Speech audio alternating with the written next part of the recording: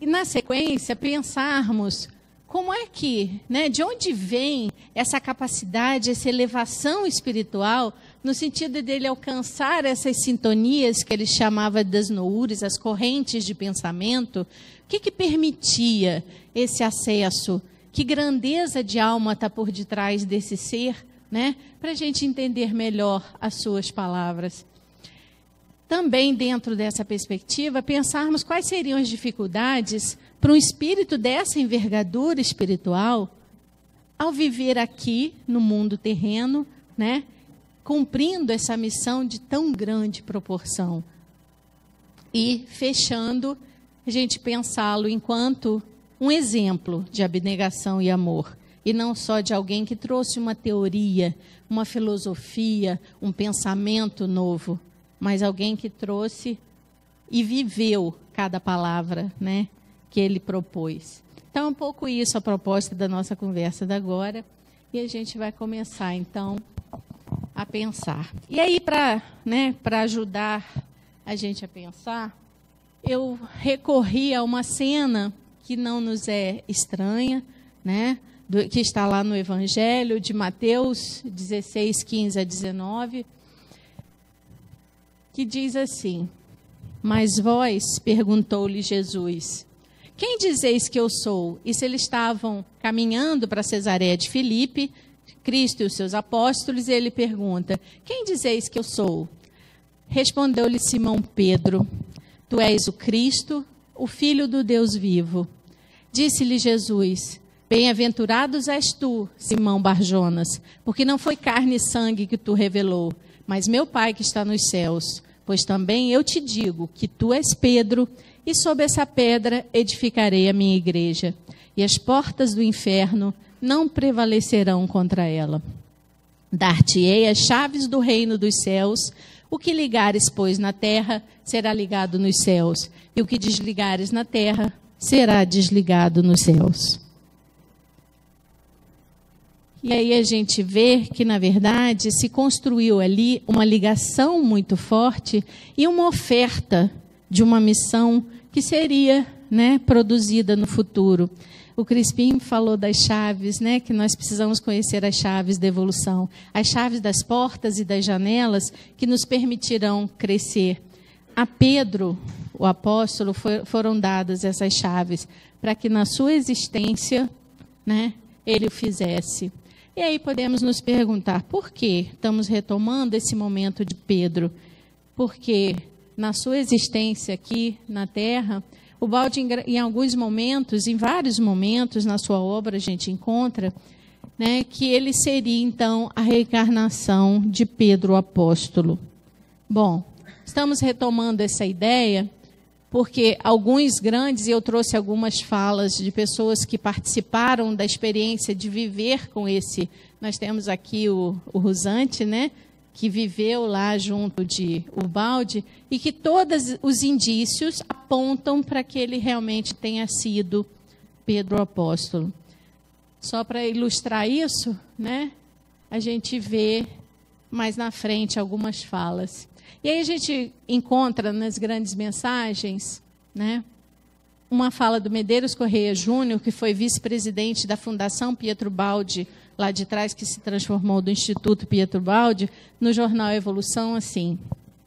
Ele nos diz, não se admire o leitor menos avisado com a afirmação de que, em Pietro Baldi, se cumpriu a promessa de Cristo de que as chaves do reino dos céus seriam um dia entregues ao intrépido Simão Pedro, o pescador de Cafarnaum, que a evolução espiritual, através das reencarnações, transformaria em um revelador de verdades novas, compatíveis com o progresso das ciências e com a inteligência do homem do século XX. Então, são falas de pessoas, né, que viveram junto a ele e que trouxeram essa ideia, né, de ser ele a reencarnação. Mas aí tem um ponto fundamental. Quando eu trouxe essa proposta, né, de apresentar a vocês o Pedro e o Baldi como sua reencarnação, de hipótese algumas podemos pensar que isso é no sentido de engrandecimento, né, para que a gente fique, nossa, ele foi o Pedro e por isso. Não, é para mostrar a grandeza desse Espírito, porque não é para engrandecê-lo para louros, porque ele não gostava disso. E aí, para mostrar que ele realmente não tinha essa vontade de ser reconhecido como Pedro, ele pouco falava disso, falava mais aos íntimos. Tem uma parte que está lá em Grandes Mensagens que fala assim: quando ele veio ao Brasil em 51, ele realizou realmente uma série de conferências, e por toda a parte que ele era apresentado como a reencarnação de Simão Pedro.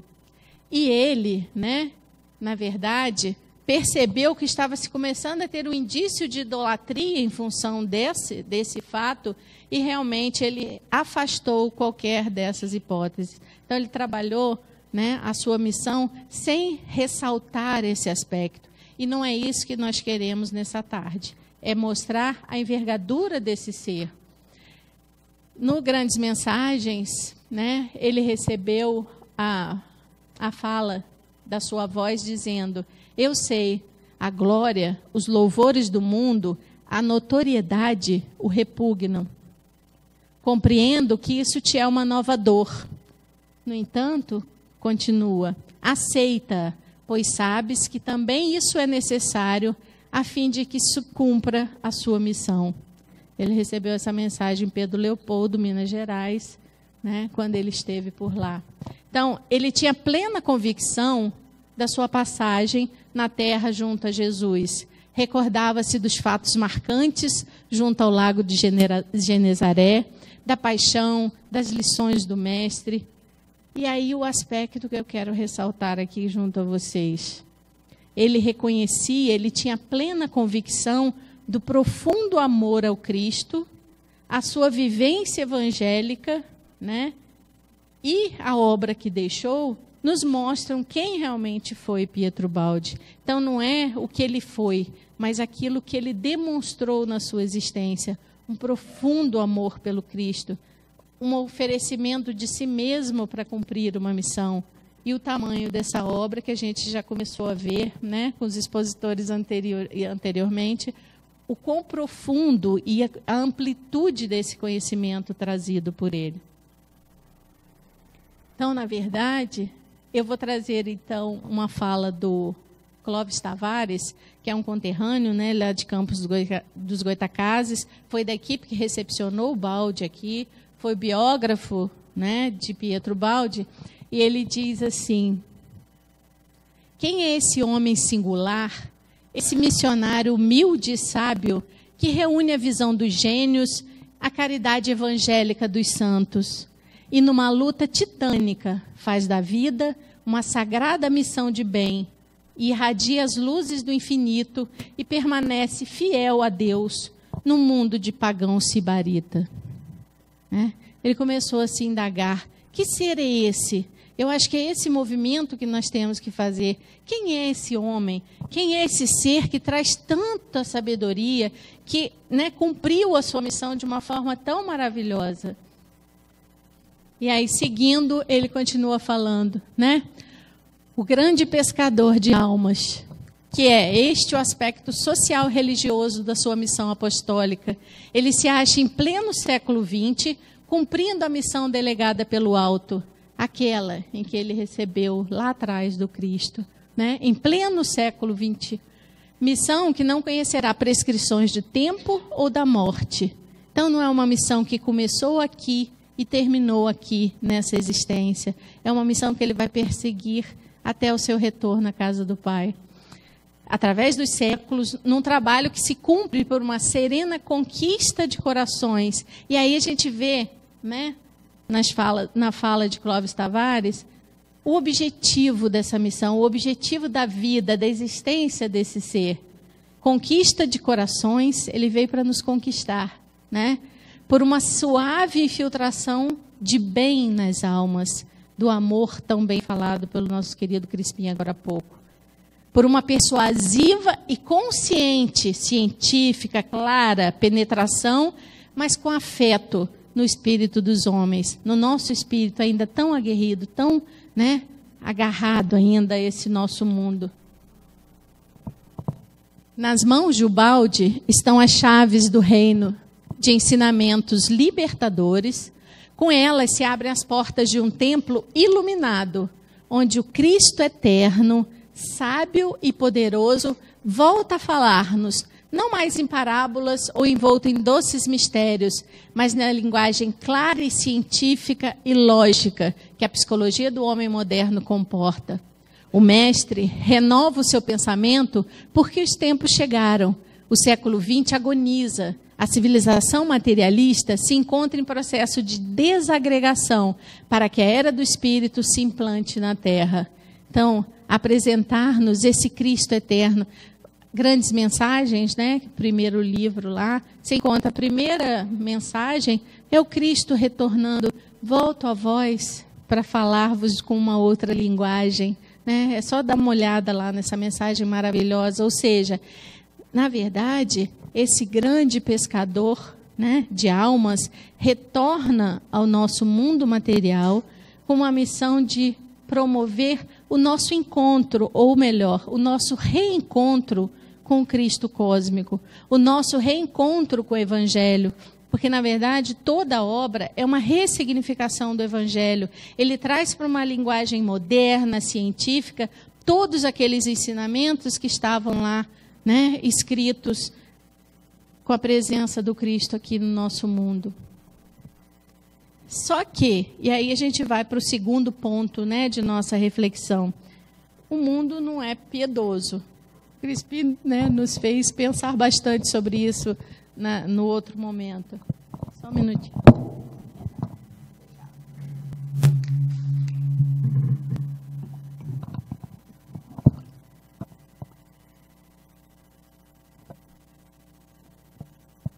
O mundo não é piedoso. O mundo martiriza os enviados, né?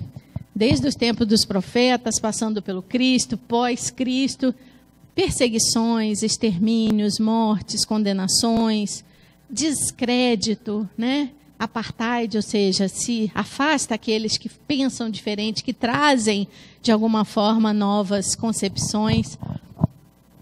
Só que, na medida em que o nosso mundo é dessa forma, temos que pensar que tudo o que acontece nesse nosso universo tem uma utilidade. E até o martírio, na verdade, é o grande salto evolutivo do ser que se martiriza e, de alguma forma, ele é útil. Por quê? Porque os santos, eles são relegados a um segundo plano enquanto estão aqui vivendo a experiência. Mas depois eles passam a ser admirados. Com a maturidade dos tempos, eles grandes destruidores da moral permanente, eles acabam sendo admirados. Então, na Descida dos Ideais, no capítulo 7, o Ubaldi fala assim, as condenações, as perseguições, as quedas ao longo do caminho são parte necessária do processo de descida dos ideais e da afirmação desses conceitos novos que descem até nós. Essas dificuldades têm uma potência criadora, porque excitam uma reação a favor do perseguido. Então, no que o martírio acontece, depois ele promove a admiração e ele acaba sendo absorvido, né, aos poucos, e seus ensinamentos começam a ser previstos. Isso a gente vê desde o Cristo, né, e desde lá dos profetas. E esse martírio adquire uma auréola, né, que automaticamente excita a admiração do mundo. Então, como tudo está dentro da lei, nós estamos no oceano, né, de Deus, nós estamos na presença permanente dessa potência divina, o que a gente percebe? Que o martírio tem uma missão, uma função muito importante. E quando o Ubaldi assume isso, ao vir para esse mundo nessa vida, ele assume o martírio como parte da sua redenção, mas principalmente como missão de amor, porque ele veio por nós, né? Ele veio para nos trazer as chaves. E se a gente for ler, né, eu usei Destino Seguindo Cristo, História de um Homem, as Noures, Descida dos Ideais, a gente encontra momentos em que mostram isso e, fundamentado nessa missão, ele fez uma escolha, ele abre mão dos seus bens materiais e faz 3 votos. E eu trouxe os 3 votos para que a gente pense na profundidade deles. Ao iniciar sua missão, né, no início da sua missão, ele faz 3 votos. E ele diz: toma, Senhor, a minha alma. Então, ele vivia pelo Cristo, não mais para ele. Então, aquele egoísmo de que falava o Crispim já não existia mais. A sua existência era do Cristo. Senhor, ofereço-te a mim mesmo pela salvação do mundo. Olha o amo teu próximo aqui sendo revelado. Ou seja, a minha existência não é mais minha e eu quero oferecer a mim mesmo para que o mundo seja salvo, para que eu possa oferecer a esses seres em evolução todos os ensinamentos que me forem possíveis nesse momento. E o terceiro, seguir-te-ei até a cruz. E aí, nesse momento, a gente pode fazer um pequeno parênteses para lembrar que, às vezes, nós nos lembramos mais do Pedro, o Pedro que negou a Jesus 3 vezes, né? O mundo costuma lembrar muito das coisas negativas, e às vezes a gente se lembra do Pedro nessa cena.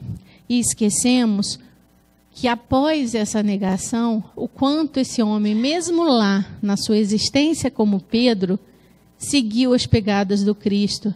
Ele realmente ergueu uma igreja, não a igreja nominada, mas a igreja de um cristianismo, de valores novos, valores cristãos. E ao morrer, né, a gente pode lembrar que ele não quis morrer como o seu mestre e pediu: não, igual a ele não, porque eu não mereço. Por favor, aí botaram de cabeça para baixo. Naquele momento, já estava mais do que explícito que ele seguia o seu mestre, que ele sentia que nunca mais dele se desligaria. Então, a grande potência desse ser está desde lá, né? E aqui ele novamente diz: nunca mais eu deixo de ir, né, e fazer aquilo que tem que ser feito. Nem que para isso eu tenha que ser crucificado, nem que para isso eu tenha que renunciar à minha própria existência. E aí ele aprendeu, né, nessas existências todas, a viver as suas próprias dores. E ele nos fala um pouco dessas dores em As Noures. Atrás da minha produção ultrafânica, como certamente acontece com outros hipersensitivos, se desenvolve toda a história da minha vida eterna, que explode nessa culminância. Aí se desenrola todo um drama apocalíptico em que todas as forças do bem e do mal se desencadearam em torno de mim. Olha as forças do mundo atuando nessa existência desse ser, né? Lançaram-se sobre minha alma como dilacerando-a e tentando nesse movimento sublimar. Atravessei sozinho o limitado deserto da desesperação, sem a compreensão de ninguém. Na busca, na louca dança dos egoísmos, ninguém jamais soube oferecer um gesto de amor ao meu ser aquebrantado. Um homem sozinho, sozinho porque à frente do seu tempo.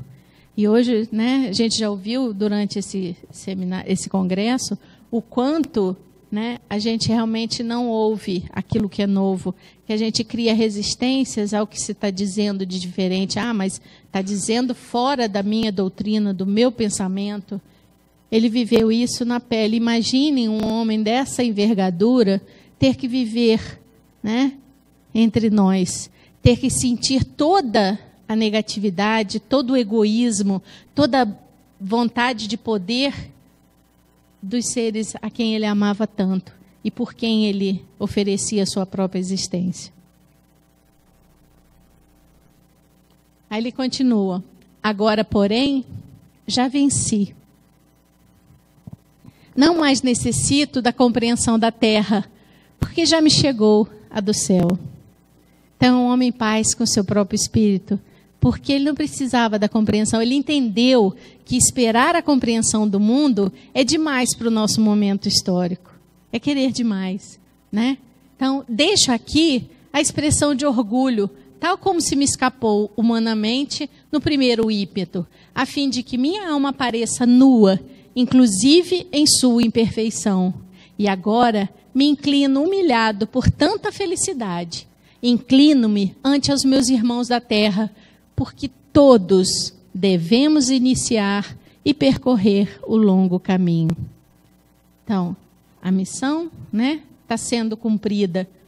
Me inclino humildemente, mas me sinto feliz, porque o reconhecimento e o apoio vinha do Cristo, porque nas horas bem difíceis, era o Cristo que lhe chegava e dizia: força, não se abale com essas negatividades, porque essa é a sua missão. Aceita essa missão, aceita as dores que o mundo lhe impõe. E ao mesmo tempo ele diz: todos temos que iniciar. Então é um processo coletivo, sim, de crescimento coletivo, mas começa do individual. Cada um de nós fazendo o seu esforço de crescimento, de conhecimento, de harmonização e aprender a amar do jeito certo, né? Continua ele. Fazer o bem é a mais difícil das tarefas. Se nós percebemos isso com o nosso nível evolutivo, imagine o balde naquele momento. E eu desejei em grande escala fazer esse bem, né? Um bem nascido do meu tormento e que agora caminhará por si mesmo. Ele ofereceu aos povos da América Latina a sua obra. Ele ofereceu um legado. Agora, quem vai operacionalizar esse legado, quem vai utilizar daquilo que está escrito nessa obra, somos nós, os seus herdeiros espirituais. Essa é a reação do meu sofrimento, o perdão do Cristo. Agora imaginem um ser desse tamanho, né, que se oferece a si mesmo para cumprir essa missão e tendo como única reação desejada o perdão do Cristo. É essa a ideia gigantesca que na minha obra se vestiu de fórmulas, de conceitos. Essa é a paixão que se prendeu numa vestidura racional, da qual se rompe, todavia, dando asas ao escrito. Eis em que se transforma a necessidade de amar, quando a alma se identifica com as correntes espirituais da inspiração. Então, olha que ensinamento maravilhoso, né? A vivência de um ser que transforma a necessidade de amar numa transposição do seu conhecimento para que o outro também faça o seu processo de evolução. E transformar aquilo que é, né, místico, que foi dito por parábolas, porque o homem daquele tempo não podia entender de outra forma, em conceitos científicos. Quanto de física quântica aprendemos aqui hoje, ontem, né, com os palestrantes. Ou seja, é uma linguagem moderna para o homem moderno, para um homem que sabe utilizar a razão. Então, isso supõe uma abertura do nosso coração para ler, para entender e buscar essa compreensão do novo.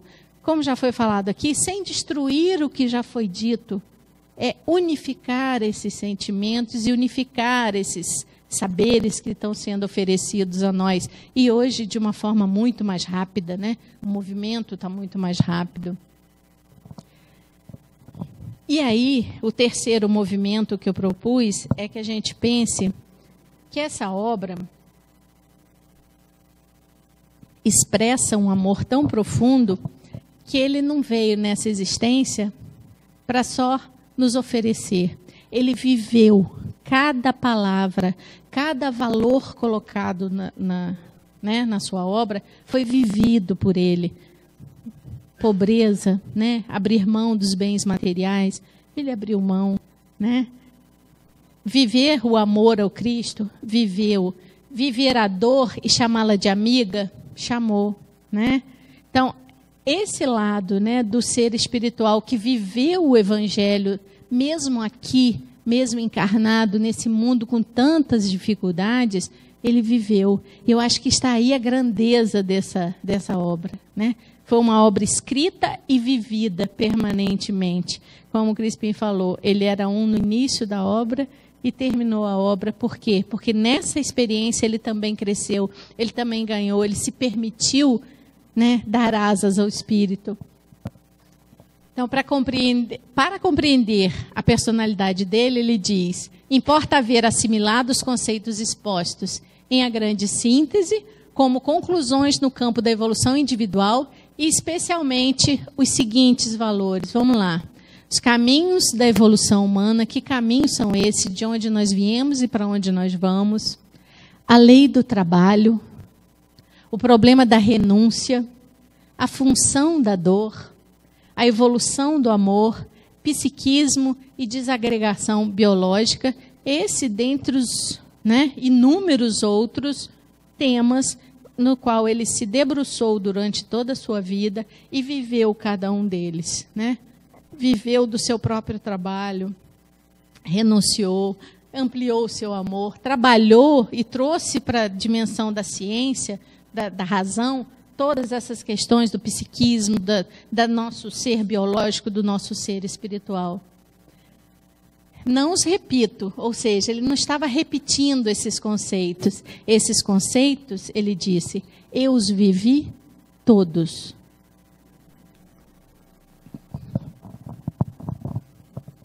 E aí o esforço para cumprir a sua missão de amor, né?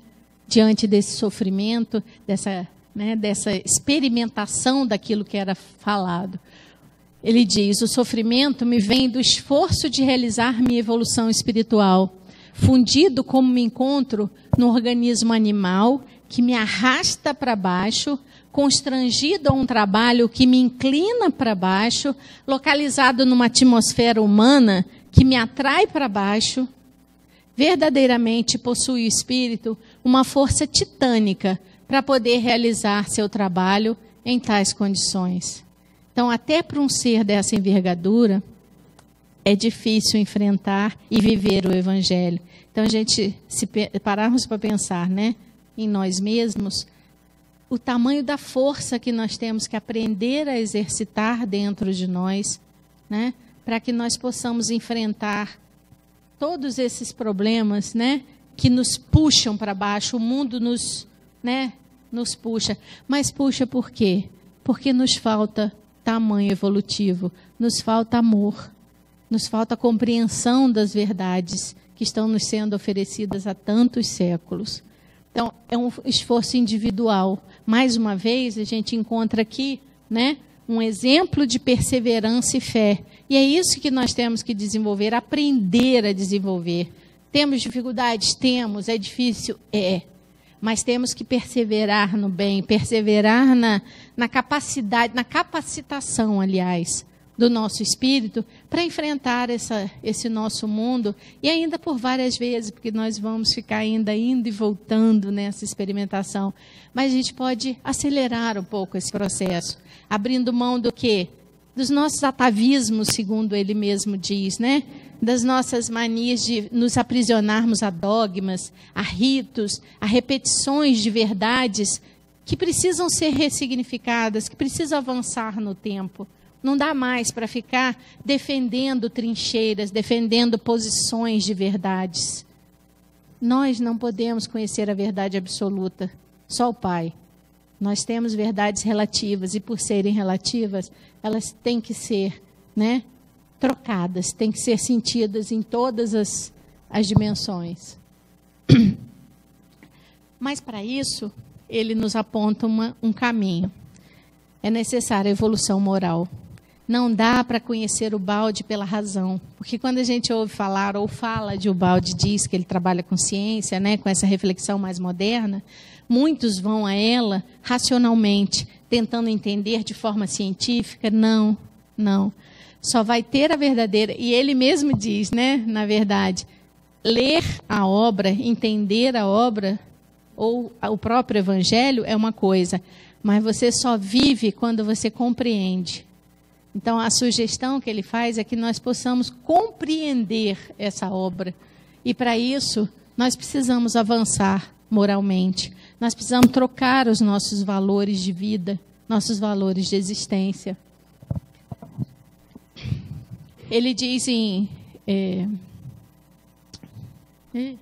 sumiu aqui, NA.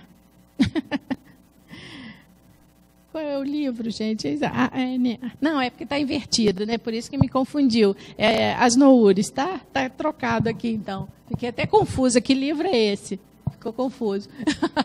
Bom, ele diz lá em As Noures: devia distanciar-me evolutivamente delas, dessas ondas barônticas, evitando o quê? Correspondência. Olha aí ele nos ensinando. Não podemos nos deixar corresponder, criar correspondência entre as ondas do mundo e as nossas ondas mentais, psíquicas. Isto é, não entrando em ressonância com tais ondas, mas, pelo contrário, estabelecendo ressonância com ondas moral e conceptualmente superiores. A sintonia com as coisas do alto, a sintonia, cuida dos pensamentos, né? Cuida daquilo que você pensa. Como se vê, chego à conclusão, diz Ubaldi, coisa que a ciência ignora, de que a verdadeira cultura é um fato também de caráter moral. Não estamos aqui para nos tornarmos eruditos, né, de citar o Evangelho nas suas páginas, nos versículos, né, e autores, e colocar tanta coisa, se nós não vivermos isso no nosso coração, na nossa existência, dentro da nossa própria casa, dentro do nosso contexto de trabalho, de vida. Erudição, a verdadeira cultura, é de caráter moral, que as portas do conhecimento só se abrem, né, a quem se haja tornado digno dele, dando garantias do bom uso que dele fará. Então, nós só vamos alcançar, né, realmente a compreensão do Evangelho quando nós tivermos altitude espiritual para compreender. Por isso ser tão difícil entender, por isso termos tantas indagações, tantas perguntas e muitas vezes tantas negativas com aquilo que nos é colocado de novo, né, pelos grandes missionários. E aí ele continua: assim como essas vitórias biológicas da ascensão moral não se consegue chegar senão através de um combate titânico contra as resistências dos misoneísmos atávicos, também quando o espírito, no incêndio, se empenha na luta contra as atuais leis biológicas. O fenômeno da inspiração está intimamente condicionado àquele doloroso esforço de libertação.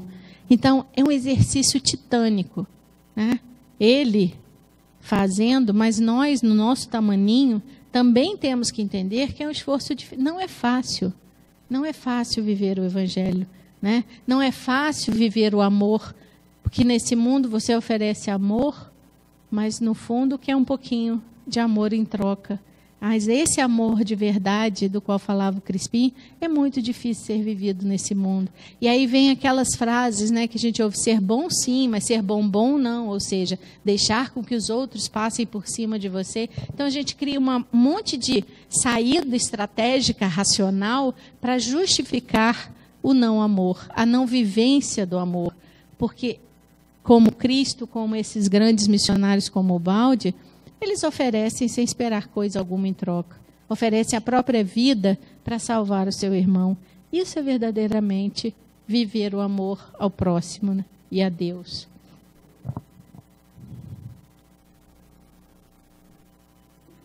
E aí ele compreendeu uma coisa, né, muito importante nessas reflexões. Está em História de um Homem. Que toda a sua dedicação não podia mudar o curso das coisas, né? No meio dessa trajetória, ele começa a perceber que não bastava só deixar por amor essas chaves, esses conhecimentos. Por quê? Precipitando o fenômeno evolutivo no mundo, não se podia mudar muita coisa. Nem eximir a Terra do trabalho de ascensão e das sanções das leis terrestres. Não dava para salvar e proteger os seus amados, porque por ele colocaria suas asas, como Cristo, né, fez. Ele queria reproduzir esse sinal de amor, nos protegendo através da sua obra. Só que ele percebeu que ele só podia oferecer, mas as sanções do mundo, ou seja, a correspondência das nossas ações, ele não podia impedir. É a lei da ação e reação. Aquilo que a humanidade continuasse fazendo deveria responder né, de alguma forma, e nem impedir que as consequências de tantas violações devessem ser inexoravelmente pagas.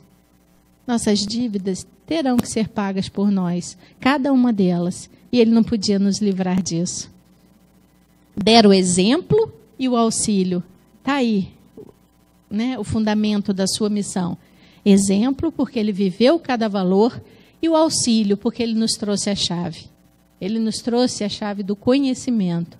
Mas não podia forçar a liberdade humana, porque o amor, né, dá liberdade, já pensamos isso também com Crispim, e nem tornar gratuita a redenção, como muitos dos cristãos pensam, né? Jesus veio para redimir a humanidade. Ele veio para sofrer por nós. Olha quanta ignorância, né, da nossa compreensão. Ele não veio sofrer por nós. Ele dizia, eu sou o caminho, eu sou a verdade e eu sou a vida, né? Então, faça o que eu fiz, que a sua redenção se fará. Então, ele chega a essa conclusão. Para se redimir, também o mundo deveria livremente compreender por si, com trabalho, embora com a ajuda de Deus. Então, cada um constrói a sua própria redenção. Ninguém faz a redenção por nós. E se a gente parar para pensar em nós, a humanidade atual, o quanto que a gente espera que o outro faça por nós? Quantos de nós vai a seus templos, né, seja ele espírita ou o que for, né, de qualquer religião, e espera que o médium, que o pastor, que o padre faça uma oração que tire dele as suas dores? Quanta tristeza, né? Pensar que somos assim ainda, que esperamos que de fora para dentro essa redenção aconteça. Ela não vai acontecer. Porque nós somos livres. E sendo livres, nós temos que fazer nossas escolhas. Nós vamos ter que compreender por nós mesmos, com o trabalho, com a dor, mas também com a certeza da ajuda de Deus. E aí ele diz, né, e com muito pesar, que o homem está nessa busca infinita de Deus. Nós somos seres, né, com essa insaciabilidade do nosso espírito de querer sempre mais. Nós estamos procurando o quê, gente? Nós estamos procurando a casa do Pai. Por mais que nos desviemos nos caminhos que a Adelaide falou, né, a gente busca caminhos meio desviados, nós queremos ser felizes. E a felicidade está onde? Está junto do Pai, está na harmonia com Deus, né? Aí ele diz, quanto esforço para reencontrar Deus, grandeza de espírito, potência de vontade e de ação, agudeza de sabedoria, por toda parte, um esforço titânico, jamais domado, de superar-se a si mesmo e vencer o mundo. É isso que nós temos que fazer, vencer o mundo. A cada passo, um báratro tenebroso que engole tudo. Uma potência escura de destruição que nivela tudo na morte e no esquecimento. E na eterna fuga, sempre nova onda sobrevém e submerge o passado, apaga e recomeça a vida. Então, esse esforço, né, de crescimento que nos fez chegar até agora e que nos aponta um caminho de muito esforço, de muito crescimento espiritual, para a gente enfrentar essa corrida, né, para a volta para a casa do Pai. A corrida prossegue sem repouso. A luz incerta das miragens ilusórias. Nessa atmosfera densa e escura, o homem luta e sangra, buscando o quê? Buscando a sua luz, buscando o seu Deus interior, buscando essa sintonia e essa percepção de que somos parte dele. E como parte dele, não podemos agir de forma diversa ao que ele nos propõe, que é amar, né? Que é viver essa existência a partir desse amor. E aí, é claro, que ele faz um anúncio de um novo tempo, de uma nova era, como queiramos chamar, mas para que esse novo tempo aconteça, é necessário que a gente construa um novo homem, né? É necessário que nós tenhamos outros seres, outras formas de existência aí. E eu trouxe um trechinho do Cântico de Amor, que é, né, de Ubaldi, que eu acho, sem comentá-lo, porque se eu comentar eu vou estragar a beleza desse cântico, eu vou apenas ler um trecho pequeno dessa reflexão.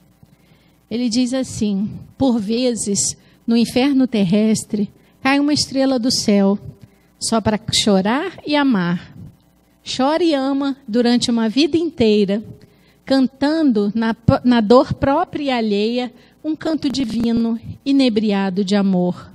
A dor vergasta e a alma canta. Aquele canto tem estranha magia. A mansa fera humana faz florescer as rosas entre os espinhos e os lírios da lama. A fera retrai suas garras, a dor o seu assalto, o destino seu aperto, o homem sua ofensa. A magia da bondade e da harmonia do amor vencem a todos. Dilata-se e com ele canta e ressoa toda a criação. E segue dizendo, naquele canto amargurado, há tanta fé, tanta esperança, que a dor transforma-se em paixão de bem e de ascensão.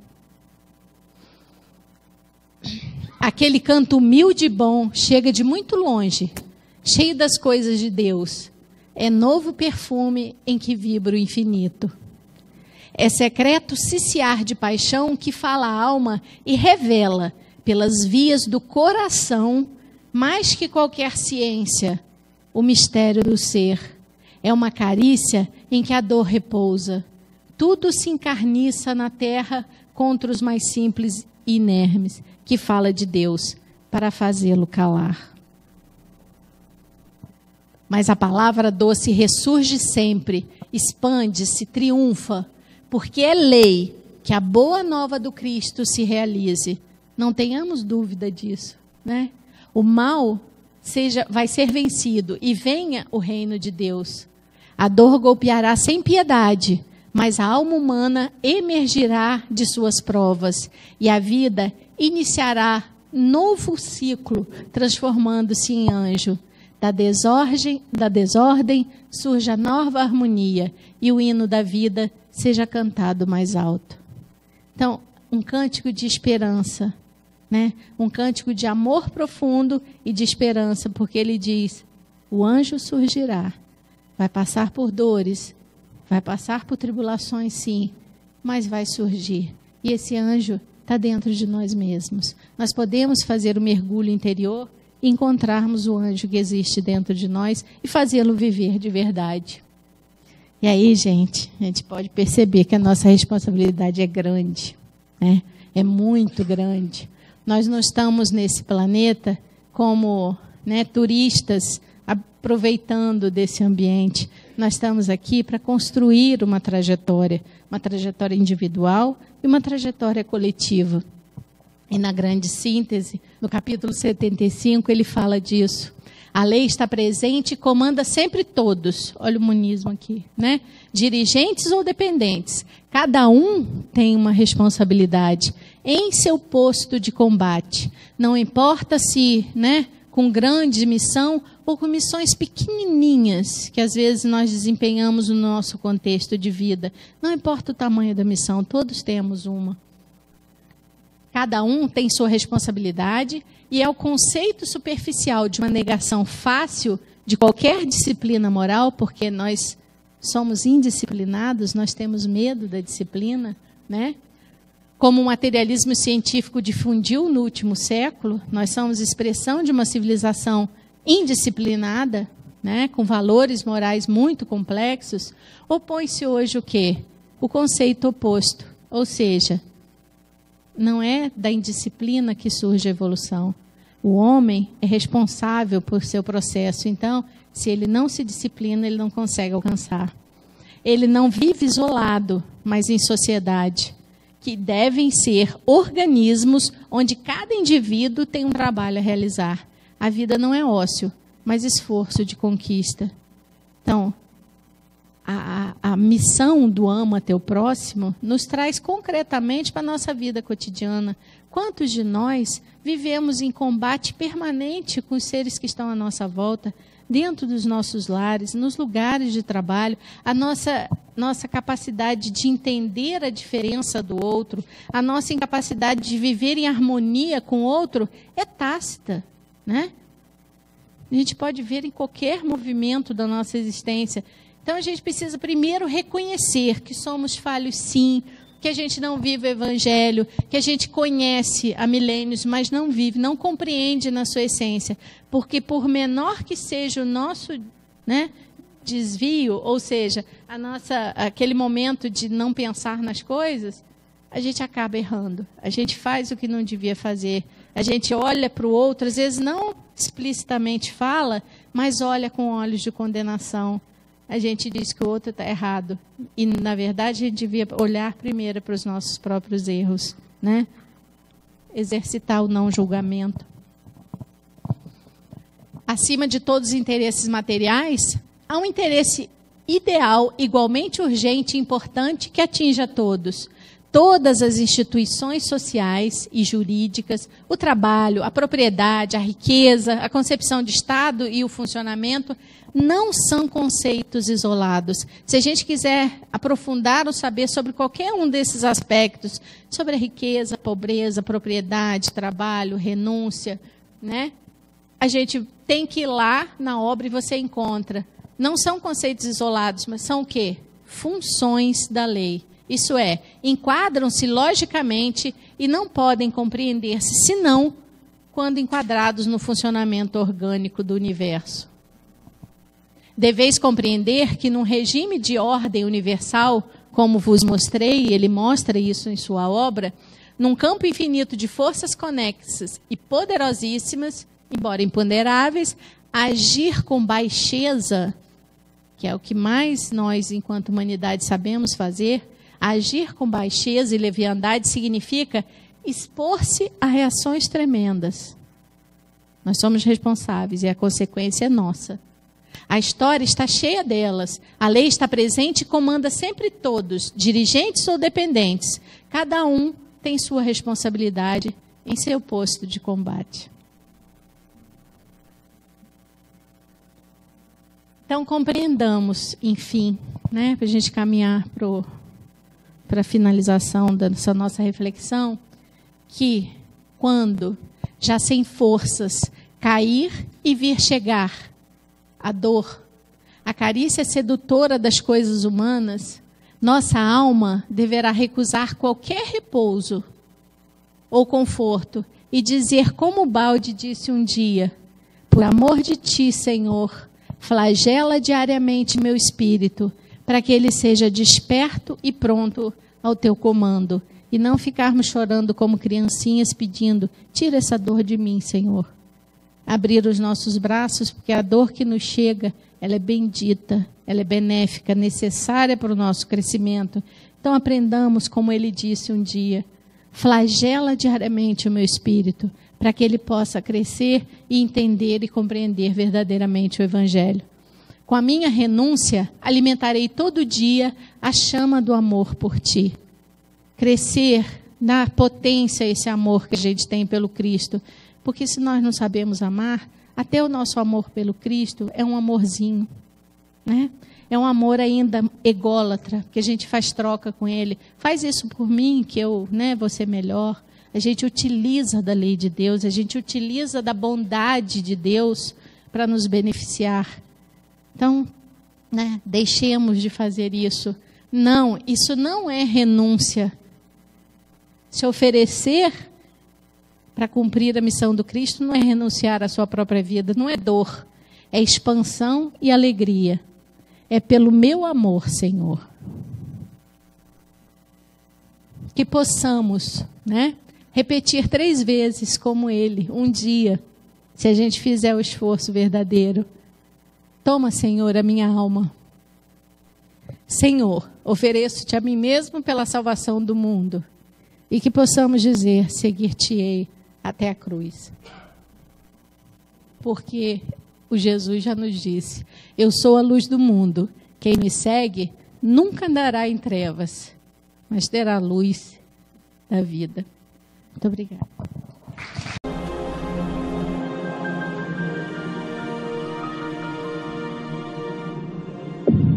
IBS, Instituto Brasileiro de Benemerência e Integração do Ser. www.ibis.org